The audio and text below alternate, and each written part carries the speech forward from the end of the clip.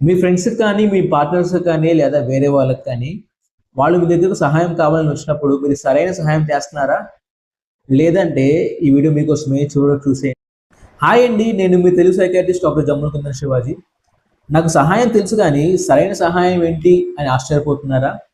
సరైన సహాయం అంటే మీరు ఏ వ్యక్తికైతే సహాయం చేయాలనుకుంటున్నారో, వాళ్ళ అవసరతలు ఏంటి అని తెలుసుకొని, దానికి తగ్గట్లు మీరు సహాయం చేస్తే దాన్నే సరైన సహాయం అంటారు. ఉదాహరణకు ఒక వ్యక్తి మీ దగ్గరికొచ్చారు. అతనికి భావోద్వేగాలు అంటే ఎమోషనల్ సపోర్ట్ కావాలి.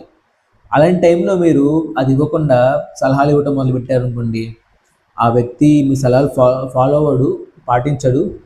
సరికదా మళ్ళీ మీ దగ్గరికి సహాయం కోసం రాడనమాట. కాబట్టి మీరు ఒక జంప్ చేయకుండా అంటే సహాయం చేయడానికి జంప్ చేయకుండా ముందుగా ఎదుటి వ్యక్తి యొక్క అవసరాలేంటి? అతనికి సలహాలు కావాలా?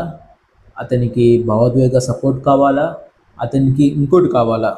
లేకపోతే 2 కావాలా? అని మీరు ఎప్పుడైతే తెలుసుకొని మీరు సహాయం చేస్తారో ఎదుటి వ్యక్తికి ఉపయోగపడుతుంది. మరియు మీ దగ్గరికి మళ్ళీ సహాయం కోసం వస్తారనమాట. అర్థమైంది కదా సరైన సహాయం ఏంటో?